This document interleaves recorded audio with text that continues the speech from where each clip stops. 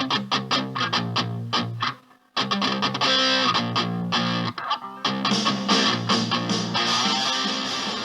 gente, sejam bem-vindos aqui de volta ao Super Acadêmico com mais um vídeo.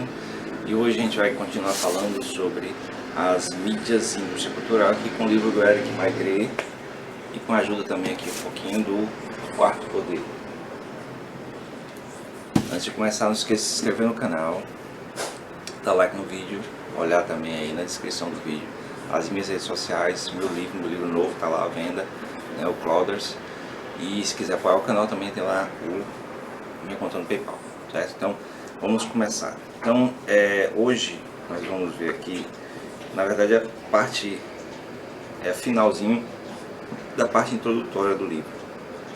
A gente já viu aí nos últimos 4 vídeos, né? A gente vai concluir aqui. Então ele faz aqui uma rápida análise sobre as palavras comunicação em massa ou em mídia, as palavras de comunicação em mídia, e vai chamar a atenção no discurso sociológico a respeito dos estudos sobre comunicação de massa e mídia, né? Mídia e massa. Então ele vai falar assim sobre comunicação, né? O termo designa, portanto, hoje em dia, ao mesmo tempo, um ideal e uma utopia. Então, o ideal e uma utopia. Então se imagina a comunicação como sendo uma transmissão perfeita entre emissores e receptores. Participar da mesma linguagem de uma razão ou fazer parte de uma mesma comunidade, certo? Então, o ideal de comunhão. E todas as dimensões do alto funcional de troca, o ato funcional de trocar as mensagens. O objeto ou conteúdo trocado, que é fazer a comunicação, as técnicas empregadas, os meios de comunicação, escrita, oral, etc., as organizações econômicas que desenvolvem e geram essas técnicas sobre os meios de comunicação nacionais e locais.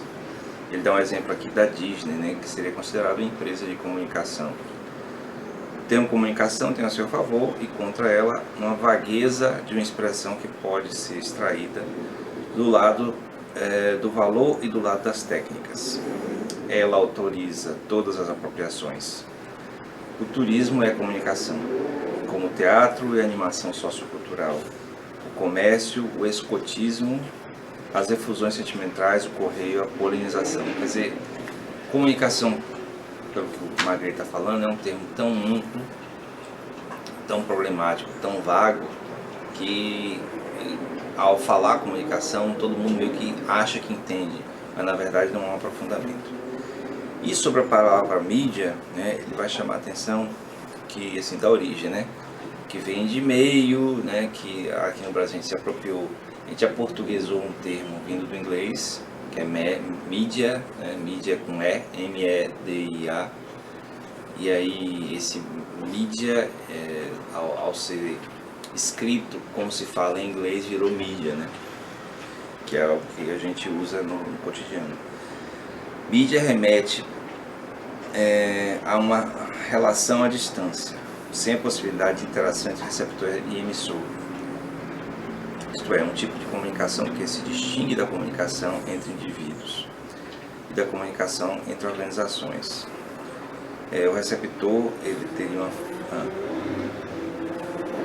nesse caso aqui, o termo mídia, como a gente fala, né, aqui no Brasil, está se referindo muito à indústria da mídia. Ele até usa o termo indústria,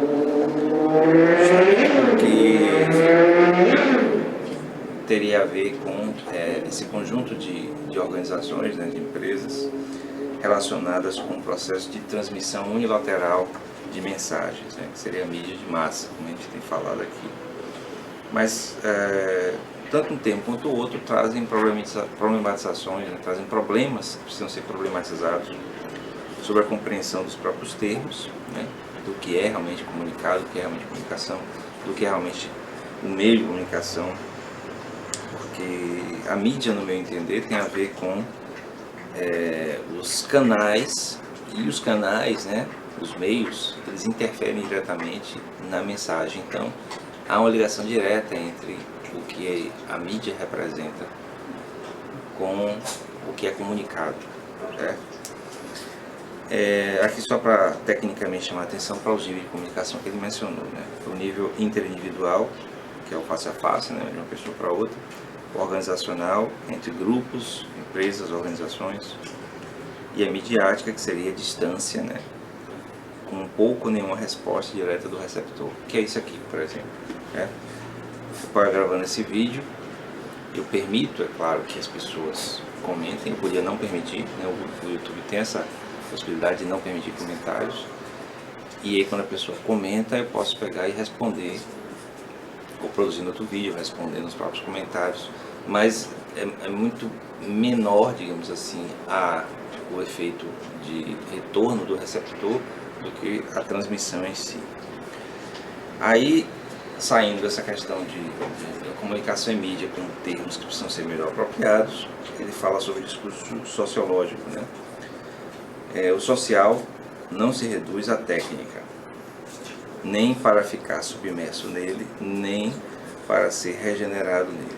Ele tem sua própria dinâmica, certo? Então, o que ele está dizendo aqui? Muitas dos senso comum, né, muito do que se pensa de maneira comum sobre comunicação em mídia e impactos na sociedade, parte do princípio de que essas mídias, essas técnicas, tecnologias impactam a sociedade por elas próprias. Quando ele está afirmando, como já foi falado em outros vídeos, né, é que a sociedade ele é um organismo por si só. Na verdade, a técnica seria o feito da ação dos sujeitos na sociedade. E os meios de comunicação, pelo fato de ligarem os homens, né, conectarem os homens, formam culturas e participam de culturas, enquanto favorecem, sabotam ou estabilizam poderes. Então é aqui que eu queria trazer a contribuição desse livro aqui que eu estou lendo agora, do Paulo Henrique Amorim, Quarto Poder, que quando eu terminar eu faço um vídeo só sobre ele, né? Que é um livro assim meio que não seria autobiográfico, mas um relato da experiência de vida do jornalista Paulo Henrique Amorim. E aí é interessante que aqui nessa frase que eu acabei de ler, né, enquanto favorecem, no caso do meio de comunicação, favorecem as culturas, né, sabotam as culturas ou estabilizam poderes. O Paulo Henrique Amorim vai chamar o livro de Quarto Poder. Agora aqui um jogo aqui na capa, né? O 4, na verdade, é um 1. Não sei se consegue ver aqui. Quer dizer que, quando se fala de quarto poder como sendo a mídia, né, os órgãos da mídia, as organizações midiáticas, ele vai dizer que é o quarto, porque forma 4 junto com o poder executivo, legislativo e judiciário. Mas que, na verdade, ele é o primeiro, porque ele está primeiro presente na mente das pessoas. E segundo ele, é o primeiro que influencia todos os processos, né, de poder, processos econômicos no país e no mundo. No país especificamente, que ele está pesquisando, ele está falando, né, relatando a experiência dele com o poder e o poder da mídia no país, né, no Brasil. Mas assim, é bem curioso que quando você lê, né, se você algum dia tiver a oportunidade de ler esse livro, O Quarto Poder, você vai notar o quanto de interferência tem a mídia, né, os meios de comunicação de massa, nos bastidores, nas efetivas políticas no Brasil ao longo de todo o século XX. Desde a ascensão e manutenção de Vargas e a queda de Vargas, ao golpe militar de 1964, né, com o discurso anticomunista muito parecido com o discurso anticomunista vigente agora, né? Hoje faz menos sentido ainda. Naquela época tinha algum sentido porque existia a Guerra Fria, então havia toda uma coisa meio mítica em cima da questão do comunismo, mas hoje em dia não tem mais, é mais mítico ainda, porque não tem mais Guerra Fria. Mas de qualquer jeito o papel da mídia foi fundamental, né, tanto no golpe militar, quanto na manutenção do golpe, quanto nos processos que se desenvolveram.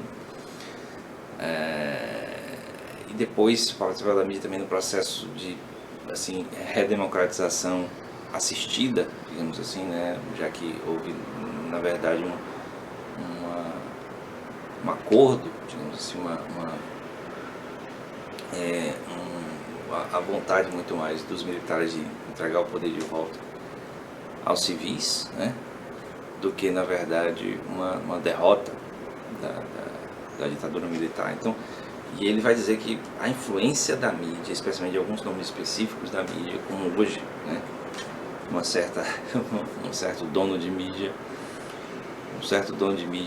religiosa, interfere diretamente no poder de maneira que é assustadora. Se a gente pensar que não só da Constituição do país, que o país é laico e tal, mas pelo fato de que o poder vem da mídia, o poder vem do fato de que essas instituições de construção de sentido, construção de conteúdo, penetram nas almas dos indivíduos e fazem com que os indivíduos ajam de maneira idiota. Basicamente isso, idiota. Mas bom, o Eric Magreli problematiza essa questão, como eu estou falando, sobre se há ou não influência da mídia, né, nesse comportamento. Vamos ver, né? Eu realmente vagueio de opinião, né, como eu estou falando.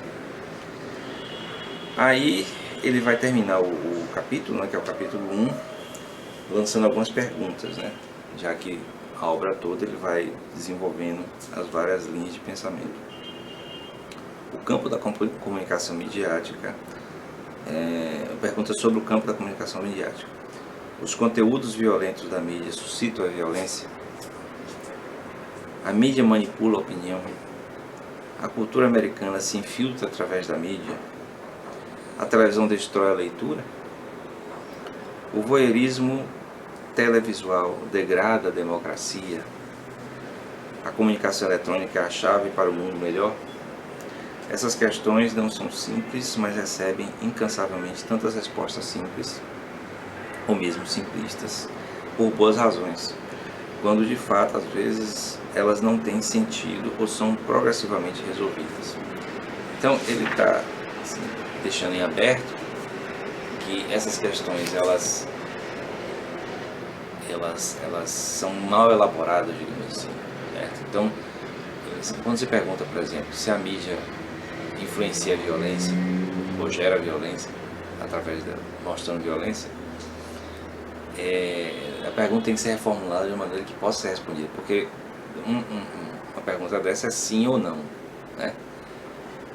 Ou até um talvez caiba, porque vai depender da situação, né? Então, muitos dos problemas relacionados com violência que são responsabilidade, né, são colocadas responsabilidades na mídia, não dá para realmente saber se aquela responsabilidade vem da mídia, se a mídia ela reflete uma violência que já existe na sociedade. Mas talvez o problema seja muito mais amplo, mas é que ninguém quer abraçar esse problema, pelo menos dentro de um questionamento social sobre a mídia.